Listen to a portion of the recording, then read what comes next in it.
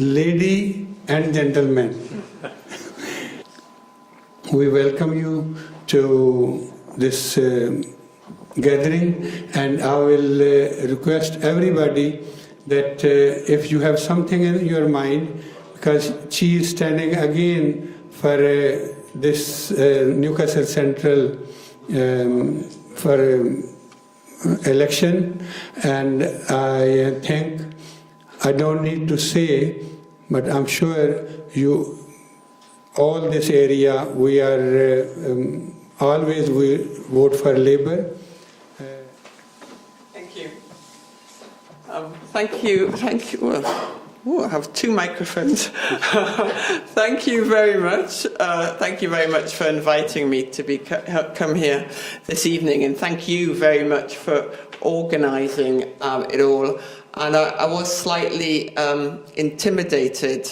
I was told that as the Pakistani Cultural Society, I needed to prepare a poem or a song or some great piece of literature. And as a mere politician, I know that I cannot hope to compete or even compare with the greats of Pakistani culture. And particularly, I have been told that if you cannot read Urdu, you do not understand the full poetry of the human language. That is something which I have no experience of. So I'm here as an appreciator of Pakistani culture, but I have nothing to. I can play the piano relatively badly, but I'm here to talk to you about the election coming up. I appreciate also that you're here listening to me instead of watching the leaders' debate on television. And I take it as a compliment that you would rather hear from me than David Cameron and Nick Clegg and all 7 leaders who will be talking now. What I have to say to you is quite simple, really. This is probably the most important.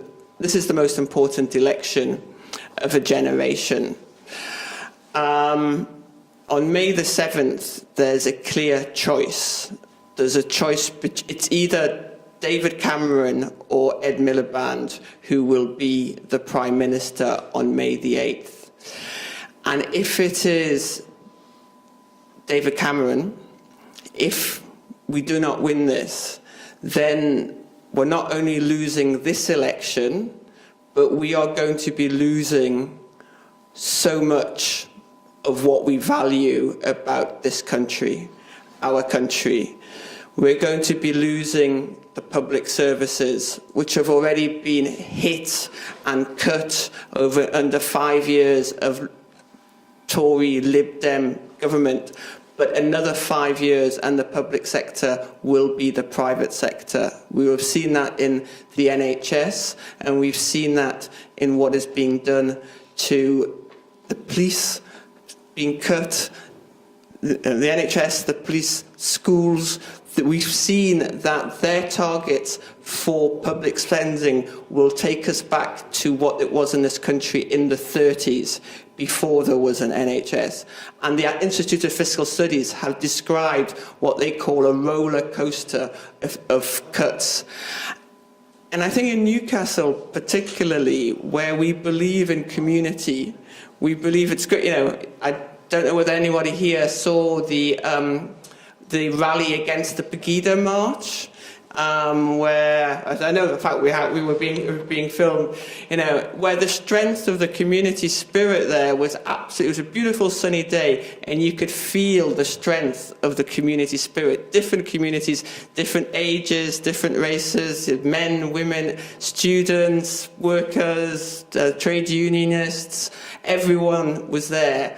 So we have a real strength of community in the northeast of Newcastle, and I know that we all feel that. And another 5 years of a Tory government, will impact us in a way that I can't even begin to describe without being accused of sensationalizing it.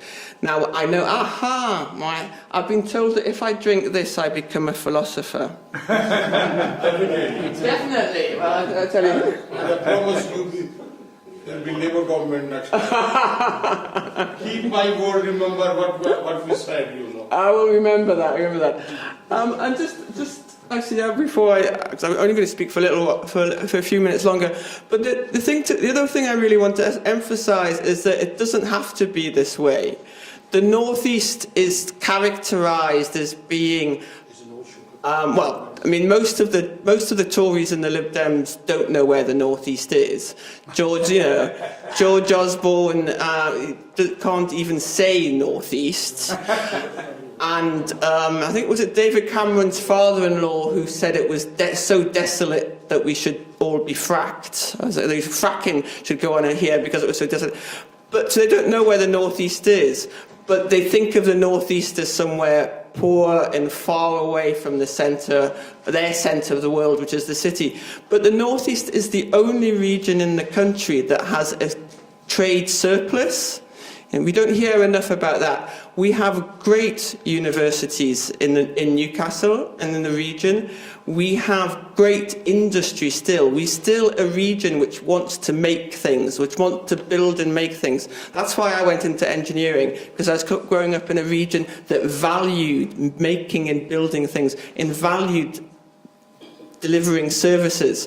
And if we had a Labour government investing in the industries, the green industries that we can build again, we would have a thriving powerhouse or power for the national economy.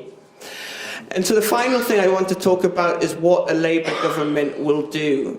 So in terms of empowering the Northeast to take control of its own destiny, so we have said that we will pass a devolution act, an English devolution act, which will bring powers to Newcastle and the Northeast to take control of infrastructure, to take control of skills, to take control of industrial strategy. We'll devolve £30 billion of public sector funding to the regions to be able to choose what we want to do for our region, so that we can get away from this country where it's London and the rest, and have a country of regions, just as in Newcastle we have a city of communities. So it's not simply not about not voting for the Tories, it's about voting for Labour and our vision of one country, of strong regions where people are welcomed on the basis of the contribution they have to make, where we're not talking about the politics of fear and divisiveness, where we believe that just as we can live in the UK, we can live in a strong Europe. It's about voting for that vision of the future, as well as voting against the Tory Lib Dem vision of our future as a low-wage economy, people on zero contract hours, and the centre in London ruling the rest of the country. That's what I hope you will vote for on the 7th of May. I hope you'll give me your support, but I also hope you'll work with me after the 7th of May to build a strong Newcastle, a strong Northeast, and a great United Kingdom. Thanks very much.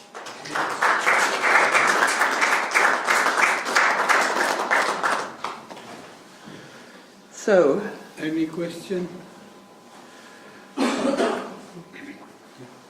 I ask you, why should I vote Labour? Why should I vote Conservative? What is for me for Labour? why should you? And do you value for your voter? As I can see, when Tony Blair came, Iraq war, there was 1 million demonstration in London. What happened to the voters? Everybody was there. Did Tony Blair listen? Obviously not.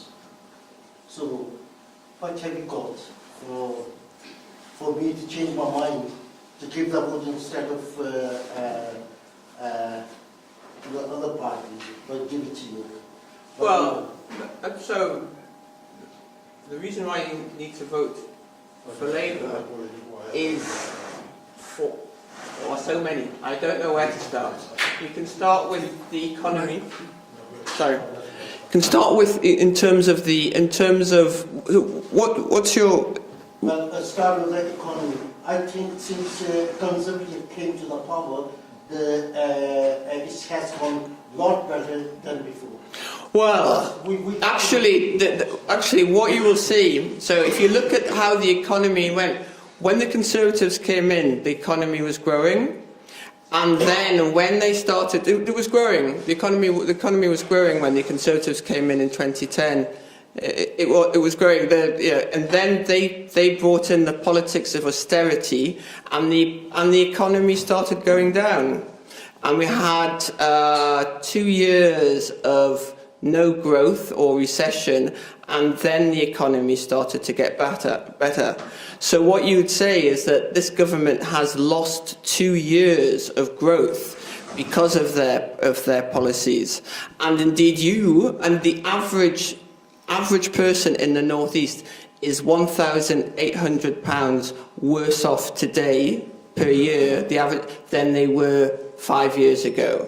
So that is not an economy that works for working people, and that's not it. Whereas millionaires have had a tax break, millionaires have had a tax cut. This government reduced the tax on millionaires whilst taking away working tax credits and introducing the bedroom tax, reducing childcare. So there's been an economy that gives benefit to those who already have a lot and takes away from those who have very little. So that's what. And in terms of the economy. Even now, even though when it is growing, it's producing jobs, 0-hour jobs, where people can't plan. They can't decide how much childcare they need. They can't decide how much they're going to have to live on. They can't decide whether they can rent a place or not. People are entirely dependent on these 0-hour contracts, and that is not good for the economy. It doesn't give people the confidence to purchase things. So that means you've got enough money to give them. Sorry? You got enough money to give them. Do you have enough money in your kitty to give them? But we're not talking about giving people money. We're talking. That's where you're coming from, isn't it? We're talking about ensuring that people have jobs where they have rights. They have rights to stay in those jobs. They have rights to stay in their job, and they're not dependent on 0-hour contracts and can't plan for that. That's not about government handouts. That's about making sure people have rights in their jobs. Thank you, Bakar Bhai. Anybody else? Thank you. Thanks. Rana? Is my turn now? Many students were unable to enroll their university degrees. They were unable to Enroll in the University university degree. degree programs because of the high fees Yes. in the universities. Yes. Though your Chancellor of the Exchequer did argue that he is considering to reduce the fees up to £6,000. No, we've promised. This is still too high. If you want the cream of this country to be in the universities for later on selling in different global markets, then you should encourage and motivate your own students in the universities, but money is the issue. So my particular question is, how could you manage this to reduce the fees? So we've committed to reducing the fees from 9,000 per year to 6,000. Now you're right in saying that is still high, and that may put off some people. But we've taken the decision that is what we can afford to do now, and the way in which that we will pay for that is, in fact, the way in which now the 9,000. Because it's a loans over so long time, the government ends up borrowing a lot of money to pay that, which isn't paid back. So what we've said we'll do is we'll reduce it to 6,000.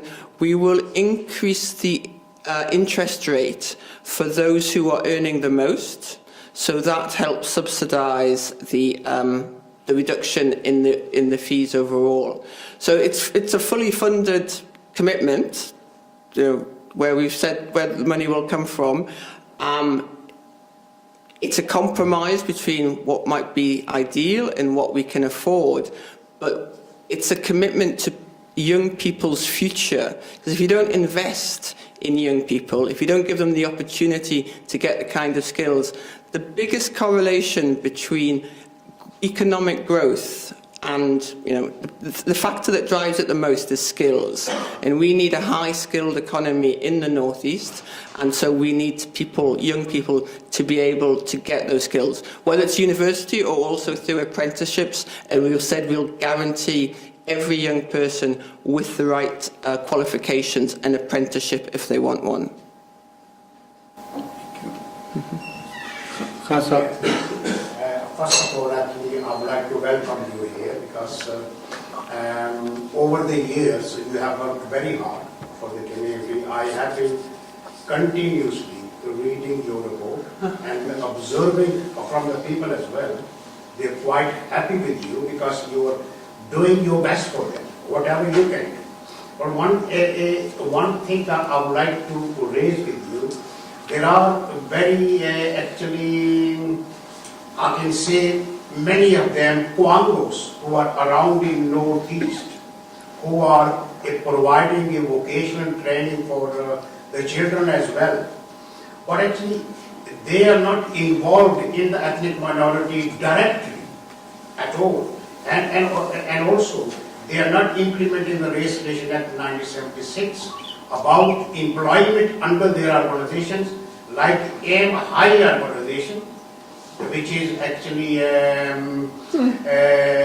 one of the government funding organization, and their aims and objectives are to contact to the businesses, small businesses, and also to contact to actually the GCS pass or under GCS children who are leaving the schools, to provide vocational training to them. Yeah. But they have just actually the verbal communications.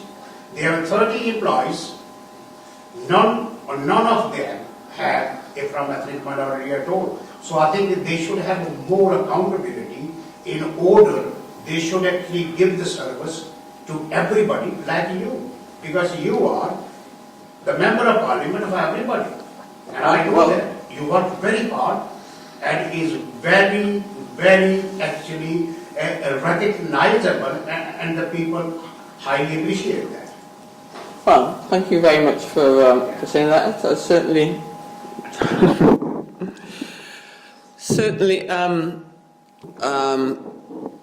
recognise the privilege it is to be a member of Parliament, and make sure that my job is to stand up for people in Newcastle, and that's what I've tried to do, and be the voice for people in Newcastle.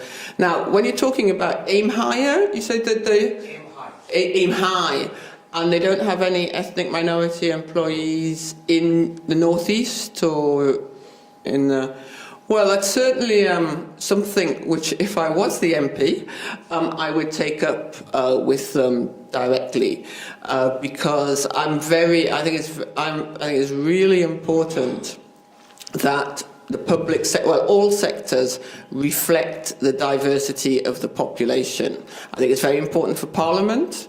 I think it's very important for the BBC. I think it's important for engineering companies, which I sort of know very well, having worked as an engineer before I came into Parliament.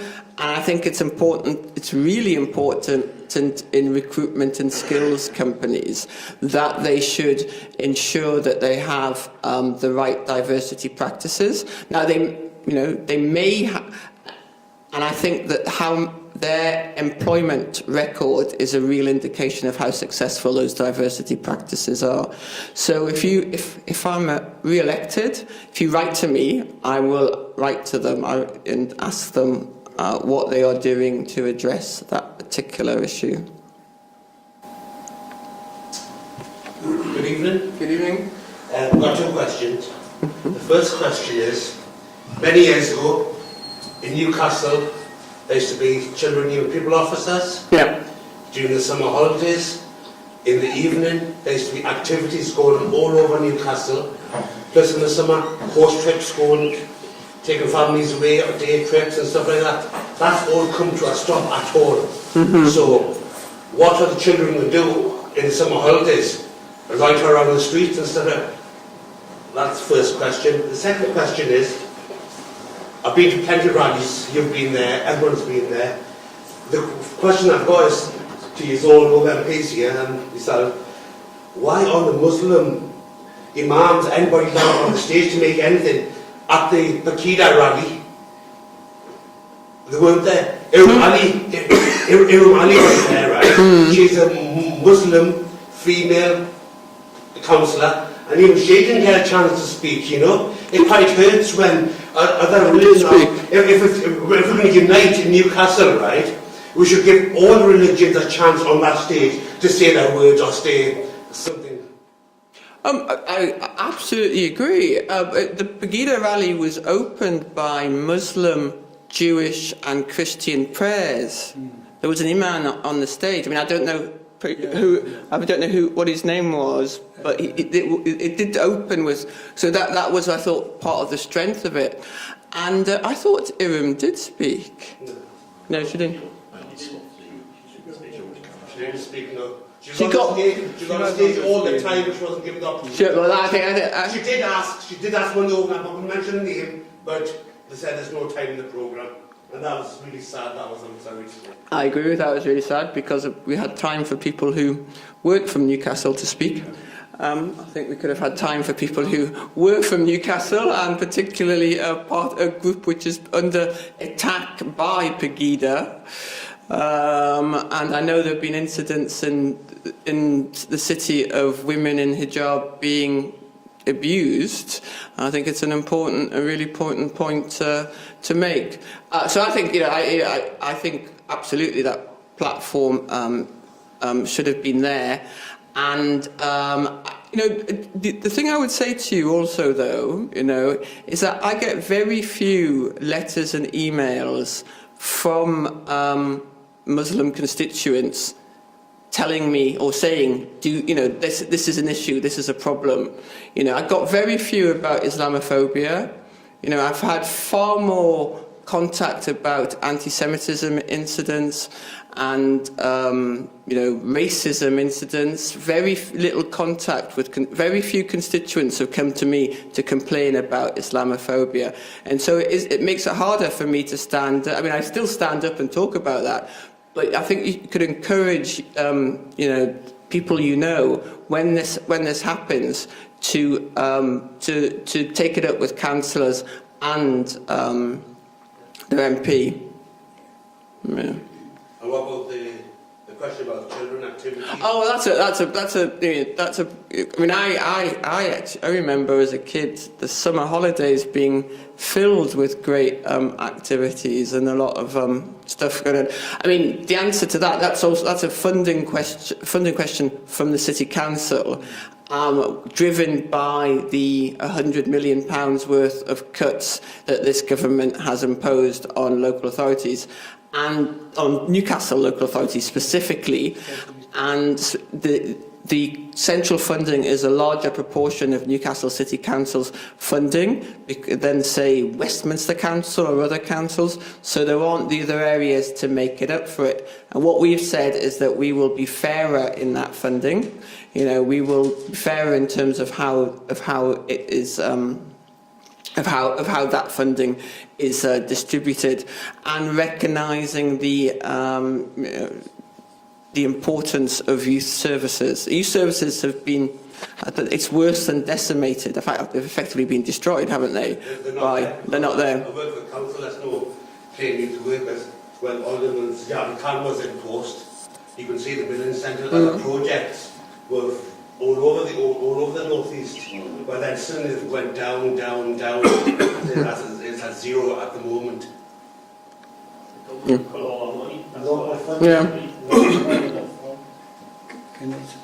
Same. I think the same happened to Pakistan Cultural Society, but I think we are better off because we got a lovely place. Otherwise, we would never bother to find something. So it's a Newcastle City Council, I believe. So I think the one thing, there is a councillor here as well. I understand that actually the council had their own budget at the moment, but the community activities is very important from the council side. They have to separate some amount of money. Or Honorable Nigel Todd, who is a very actually hard work individual over the years, and so another our young man. David Stockdale. I think the council, because we are all working for the community cohesion, we need a strong relationship here, and we need our children who can actually have some way to go rather than have a drug abuse. Because there is drug abuse is there, so which actually destroying the community. And also the parents, many of the parents who have no awareness at all. So I think need to be educate them as well. And this can be done only by the voluntary organizations. So they are playing very high part in the community. But without funding, they can't do anything. Sorry, David, did you want to say something? Can I just say one thing? I'm sorry, I wasn't going to speak, but I just want to say one thing. I guess quite a few people who in this room will live in either my ward, which is Blakelaw, or Nigel's ward, which is which is Wingrove. Sorry, Nigel's ward is Wingrove. And I think it's an important point that Naveen's raised, and she touched on it. But like Nigel, I sit in budget meetings in the civic centre week in and week out. I've only been a councillor for 3 years, so since I've only been on the council since we've had a Tory government, and every year our budget's been cut and cut. Now, you're living it, you work for the council, so you go. And we're at the point now. This is not hyperbole or being melodramatic. We're at the point now where we really don't have any choices left. If the cuts continue the way they're going, it won't be very long before local councils go bust, go bankrupt. I mean, that's inconceivable. But I think at a local level, and she's probably a bit too modest to say this, but she's been extremely helpful working with the local councillors in Blakelaw and in Fenham and in Wingrove to try and find new ways and different ways of investing in youth provision. So, I mean, Nigel probably agree with me on this, but in Blakelaw and in Wingrove and in Fenham wards, we work very closely together, and we've had to be creative and find different ways of funding youth provision. We have universal youth coverage now in the community. Like, we've got youth sessions that are on every night, and we've had to find a different way of funding that. But we're still trying to do it. But we really are at desperation stages now. If we don't get the reason Chief at the beginning said that this is the most important election in generation is because if we don't get rid of this current government, public service will be decimated, not just local councils, but the NHS and everything. We won't have anything left. So we really are at that stage now. It's desperation times, because we can't invest in things like youth provision, because we simply don't have the money to do it. And it's not an exaggeration, that. I promise you, I sit in budget meetings every week. And now it's not about choices, it's about what do we close, or what do we cut, or what do we reduce. It's very difficult, but we share your frustration. I called in Parliament. One of the rights you get as an MP is to call a debate. I called a debate on council funding, and the Minister Brandon Lewis. Basically his response when I explained the way that the impact this unfair funding was having on Newcastle, his response was basically, stop bringing your begging bowl. The North East is always bringing its begging bowl to government. And that is the attitude which will be replicated. In fact, it will probably be extended over the next 5 years if the Tories win this election. I think I've been in Newcastle for about 3.5 years. I'm relatively new to Newcastle. However, I'm more aware of the activities going on here with regards to politics, the council funding, etc., than most people who've been here much longer than I have. What I would like to know is that I've figured out by talking to people who've been here for 20 years and started a small business, and they received, at that particular time, they received grants. And after spending money on the small business they started, they still had funds left in their pocket. Presently, my wife started a small business 3 years ago. We have absolutely no help from here or from London. And I've spoken to everybody with regards to grants. There are nil. Now, I'd like to hear from you. If we all vote for the Labour government, and we hope the Labour government comes in, how is it going to be better for us with regards to funding? Now, the people who mentioned, Stockdale mentioned that the cuts are affecting us pretty badly. Now, if we are looking at things like the Americans do, maybe we can participate. The NHS is one place where funding is short. I'm going to mention that I was in the US for about 2 years, and I figured out everywhere in the United States, the fire service is voluntarily run. So when there's a call, either I get up or Dr. Anand gets up, and he puts the uniform on, and he runs to the fire engine and operates it. And that's the way it works. Perhaps we are heading that way slowly because some system here is changing radically towards a high level of capitalist society, which is the United States of America, the house of capitalism. And I'd like to know from you, how is it going to be better for us if the Labour government comes in? That's a really, I mean, I can assure you that I am not, the Labour government will not be heading. Do you want to show your T-shirt there, Stockdale? The Labour government will not be heading for a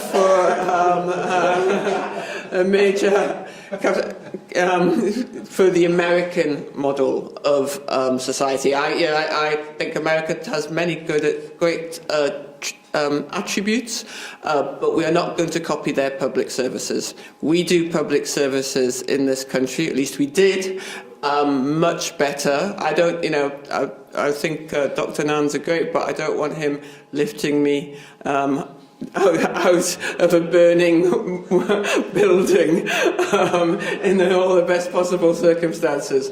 So I think. So in terms of what will be, what will concretely be better, as a small business person, and our Chuka Muno, who is our Shadow Secretary of State for business, his father was a small businessman.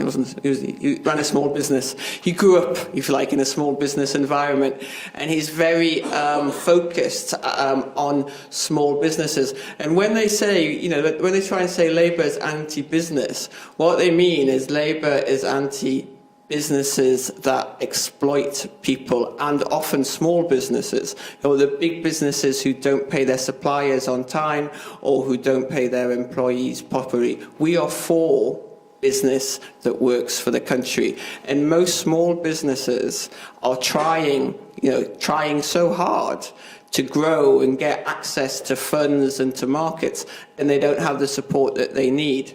So what we've said specifically is, for example, that we will cut and then freeze business rates for small businesses.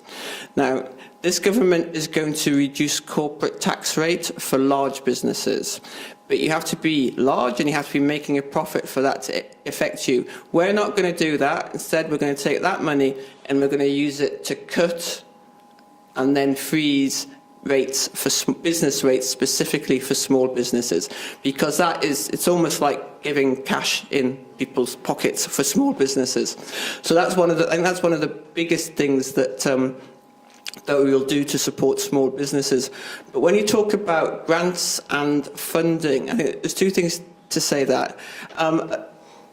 We had a regional development authority under the Labour government, which had a significant budget to support local businesses. That was abolished by this government, and the money was sort of grabbed back and taken away. What we've said is that we will be devolving funding back to regions, and we'll be supporting local enterprise partnerships or combined authorities to support their local businesses. this government doesn't actually believe in an industrial strategy, because it doesn't believe that government can do anything. We believe that government can do things, and that one of the things it should be doing is to help industry, and particularly the small businesses who drive industry forward. We've also said that we'll make sure companies have to publish whether they meet their supplier contracts for payment on time, which a lot of small businesses complain about. They don't get paid on time.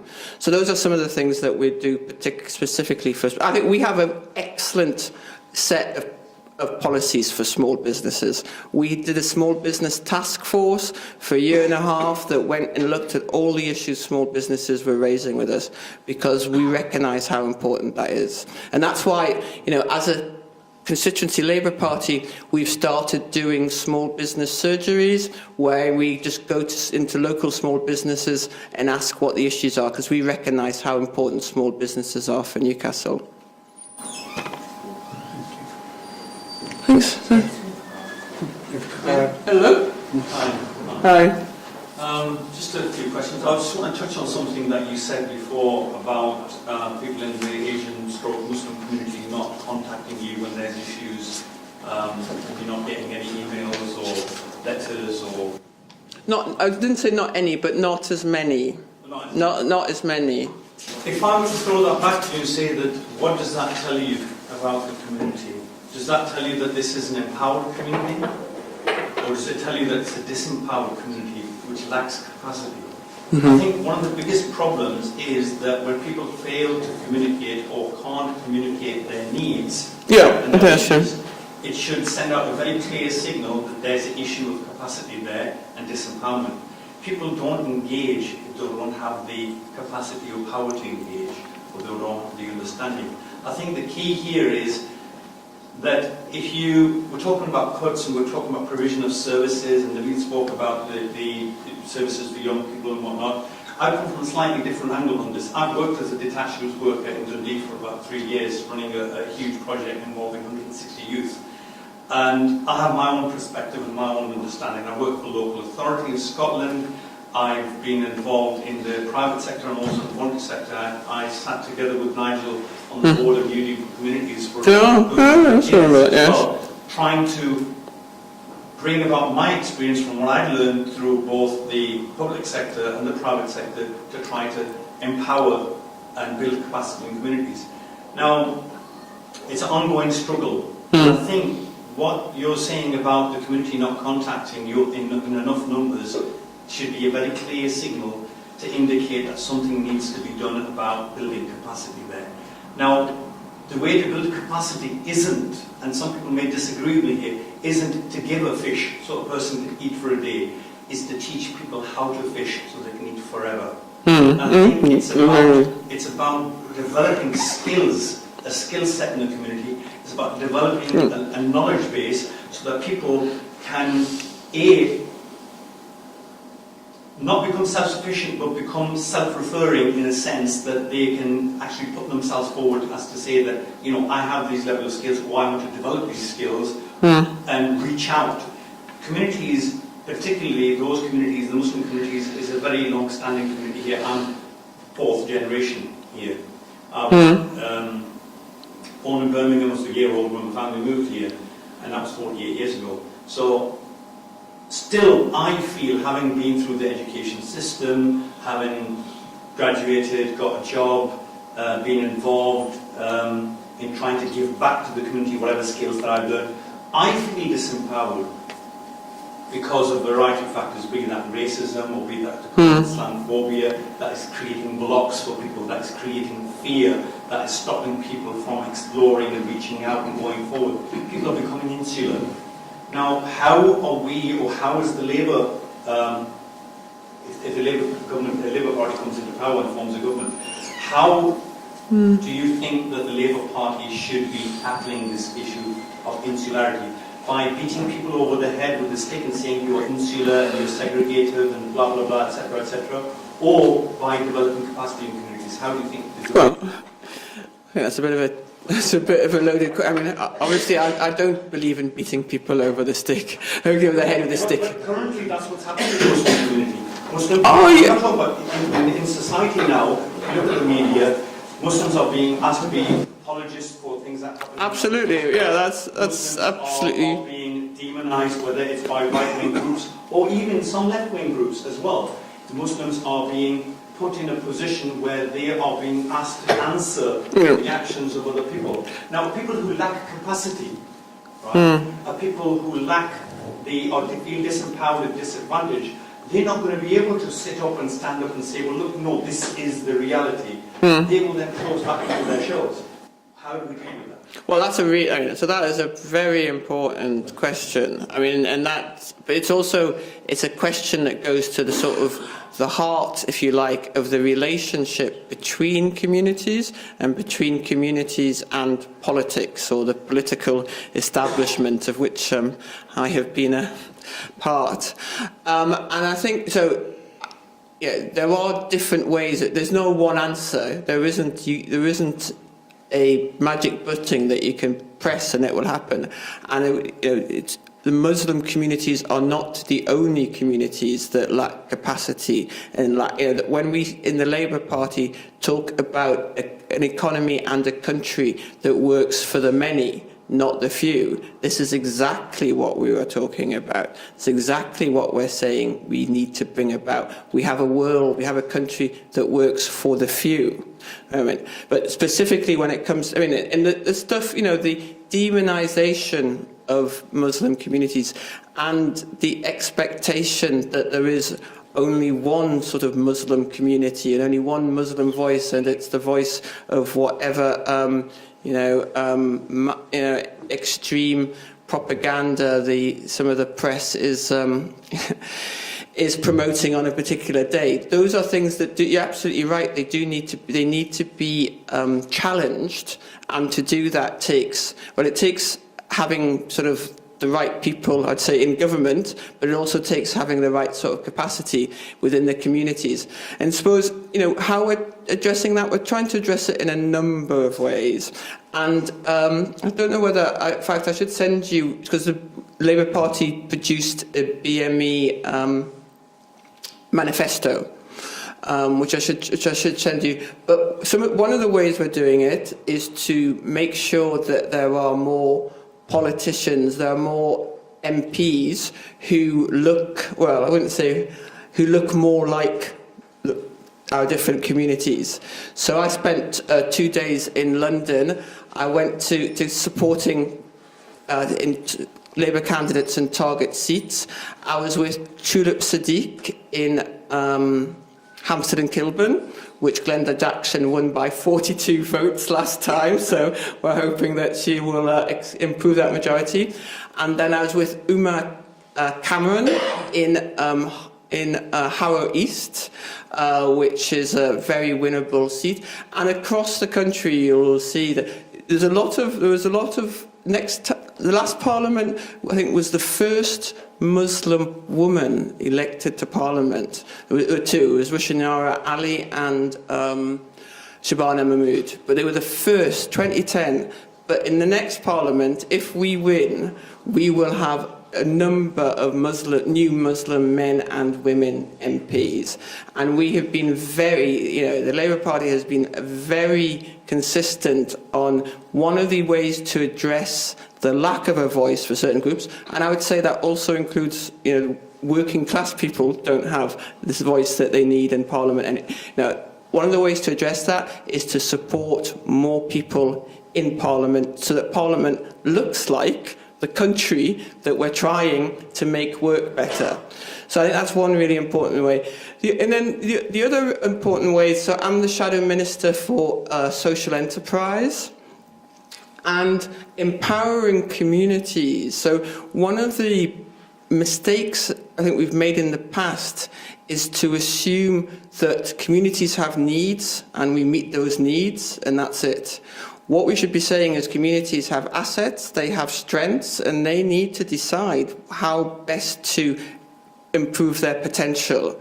So that's about not going in and saying we'll give you this, but helping to set up or enabling social enterprises that can bring about the sorts of change. When you talk about empowerment, that can deliver the sort of changes that those communities want. So I've been working on a set of policies which, if we are elected, will enable communities to build their own capacity by having some of the support and the incubators in place. And we're doing a lot with civil society, and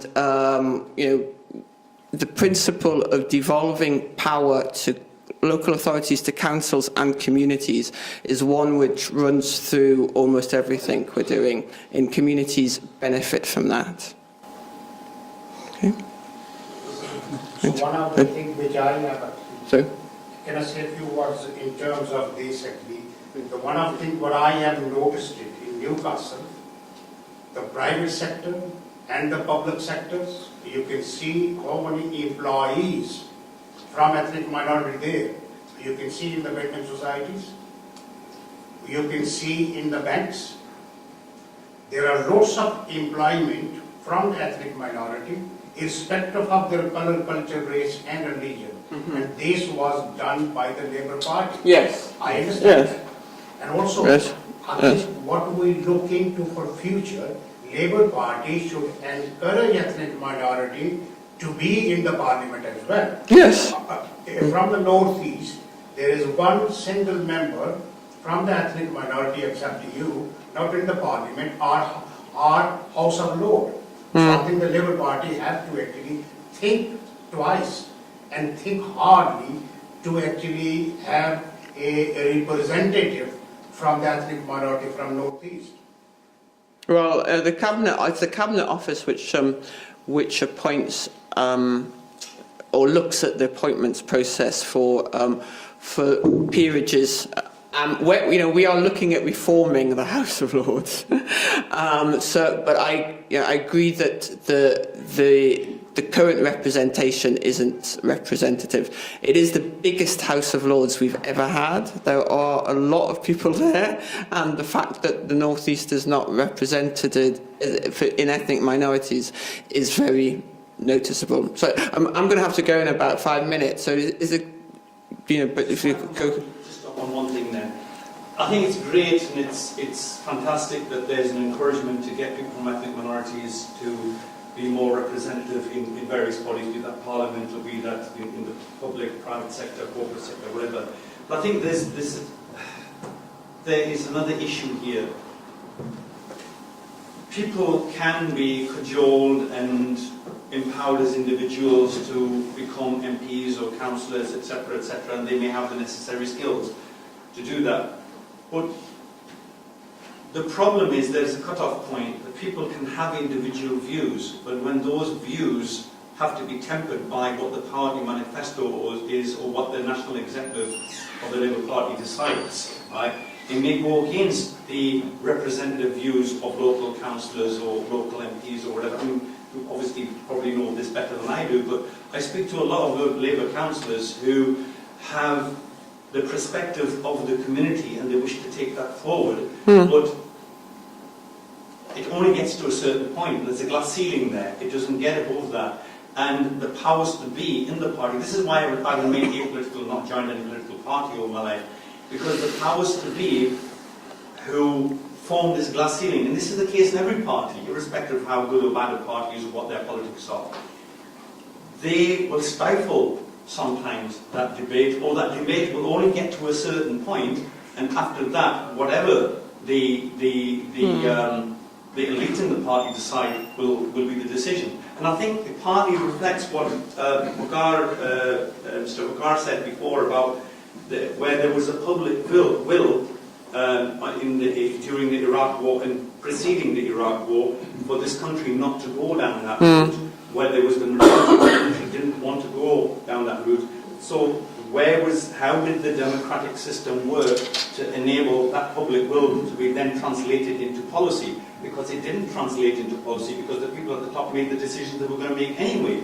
So that in effect actually discourages people on the public level, those who are not active in parties, it discourages them from moving forward in the party mechanism, in the party system. So how is that going to be overcome? Well, I just I was actually on that million-person march in 2004, 5. So I was on that march. It was amazing. I seen in Hyde Park, and you know, you're right that did not change, but it did change the decision. But it did really change. It has really changed. The party has really changed since then, and Ed Miliband will look to Iraq and the way in which that decision was taken and hold that up as being an example of where the political system failed. And I think you saw with the vote on Syria 18 months ago, where the Cameron, if you like, the world, there was a consensus established for airstrikes on Syria, and Ed stood up and said no. We can't do this now. We're not at the position that this should be happening now. It's not saying, never against any kind of intervention, but we haven't got the public consensus and backing to do that. That was a very, that was a really sort of, David Cameron was basically accusing him of betraying, trust. So that's an important example of where you certainly do need to have people in leadership who are ready to stand up to vested interests. And I'm certainly ready to do that. Ed is ready to do that. He's shown that. So that's part of the solution. Now, the other thing about the politics is it's a democracy, and you're not always going to get what you want. I'm not always going to get. I don't always get. But I fight for certain policies in the Labour Party, and I don't get them because we're a democracy. So you're not always going to get what you want. What you've got to do is fight for your corner, and you've got to make sure you elect people who will fight for the policies they believe in. But we're a democracy. We don't always get what we want. We don't always get the policies that we want all the time. We've still got to continue to struggle. Otherwise, the struggle goes on. The struggle goes on. Right. Last one. It's the last one, Mr. Ali. And I'm sure you can make a question in smaller sentence. It's Ali. That's the last. Sorry. Hi. Just that, obviously, everybody has touched upon the problems and issues, obviously. Nobody is going for the solutions. While you just mentioned that you are Shadow Minister for Social Enterprise, we have an alternative word for social enterprise that is called microfinance. That is also called social enterprise. And I was thinking that while DFID has been funding a lot of microfinance, because I come from a community and have a PhD in that as well, we have financed microfinance throughout the last 30 years. Why not we start a microfinance bank or something similar, which will probably solve the issues like small enterprises that they are looking for funding where they can get some pool. There are communities which are dying to come together because microfinance does provide a means where people can sit and talk. It might help the empowerment issue, which our brother has been raising, where people can discuss their local ideas, come up with community leadership, and make a forum where it can reach you as well. Finally, have you given a thought about these? I just wanted to know. Well, I just last week, or it might even be this week actually, published a blog on the digital currencies and the disruption of the banking industry. And one of the things we are going to do is look at. We've committed to putting in place a British business bank, which will and giving the Green Bank the power to borrow money. So that's trying to address, because you're absolutely right. There are real issues with small enterprises, and there's a huge issue with community and social enterprise funding. So I think the British Bank will try to address some of that. And we are looking and talking about different ways of community financing, because with crowdfunding, for example, digital currencies, there are really innovative, disruptive ways of trying to change the banking industry. But there are huge challenges as well, because there's huge challenges around regulation, and there's getting this sort of critical mass that you need. And if you have particular ideas or recommendations that you'd like to make, that would be good. That would be great. But yeah, I think there's a degree of trying to find the solutions within our communities, and government can be a really important enabler and facilitator of that. Right. So I have to go. Thank you very much, Chiga. She is supposed to leave 8:45, but now she gave us half an hour extra. Thank you very much. We will have a cup of tea, chai, I mean. And I wish you good luck from all of us. We pray for you that, and we know, I know, and a lot of people know you've been working hard last Parliament, and I hope we will see you again. Thank you very much. Taliyan ji.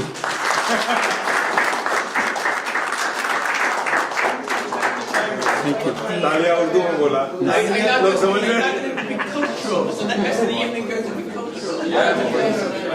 I'm going to play something. If you want, she can sing a song.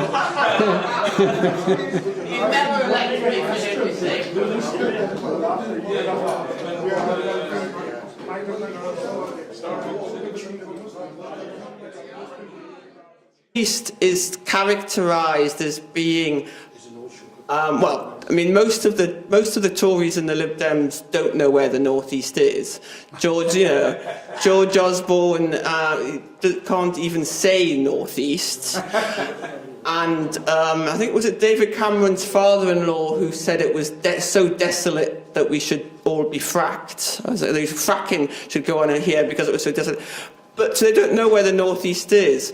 But they think of the North East as somewhere poor and far away from their centre of the world, which is the city.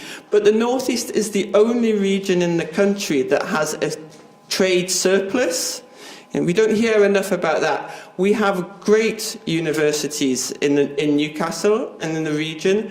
We have great industry still. We're still a region which wants to make things, which wants to build and make things. That's why I went into engineering, because I was growing up in a region that valued making and building things and valued delivering services.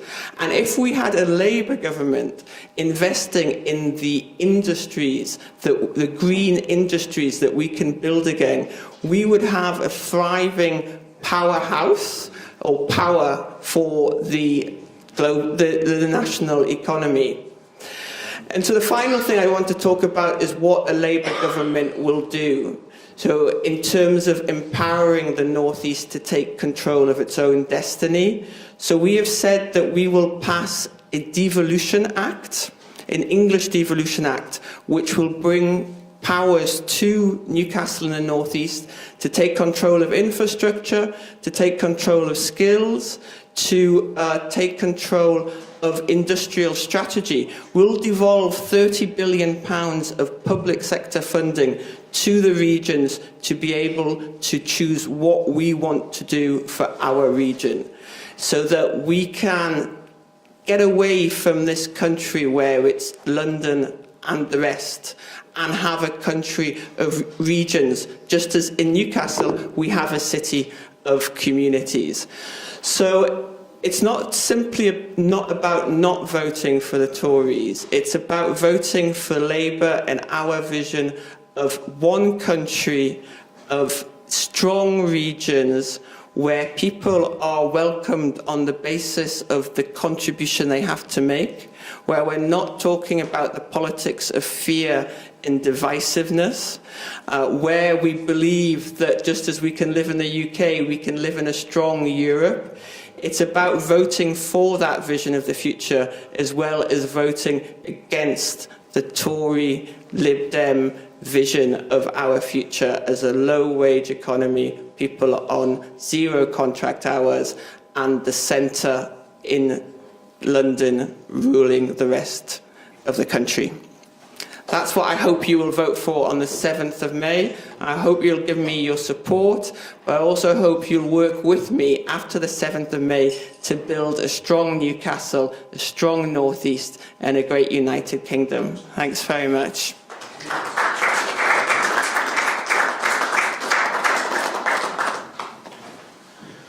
So, any question? Lady and gentlemen, we welcome you to this gathering, and I will request everybody that if you have something in your mind, because she is standing again for this Newcastle Central for election, and I think I don't need to say, but I'm sure you, all this area, we are always we vote for Labour. thank you. Thank you. Well, I have two microphones. Thank you very much. Thank you very much for inviting me to come here this evening, and thank you very much for organising it all. And I was slightly intimidated. I was told that as the Pakistani Cultural Society, I needed to prepare a poem or a song or some great piece of literature. And as a mere politician, I know that I cannot hope to compete or even compare with the greats of Pakistani culture. And particularly, I have been told that if you cannot read Urdu, you do not understand the full poetry of the human language. That is something which I have no experience of. So I'm here as an appreciator of Pakistani culture, but I have nothing to, I can play the piano relatively badly, but I'm here to talk to you about the election coming up. I appreciate also that you're here listening to me instead of watching the leaders' debate on television, and I take it as a compliment that you would rather hear from me than David Cameron and Nick Clegg and all 7 leaders who will be talking now. What I have to say to you is quite simple, really. This is probably the most important. This is the most important election of a generation. On May the 7th, there's a clear choice. There's a choice. It's either David Cameron or Ed Miliband who will be the Prime Minister on May the 8th. And if it is David Cameron, if we do not win this, then we're not only losing this election, but we are going to be losing so much of what we value about this country, our country.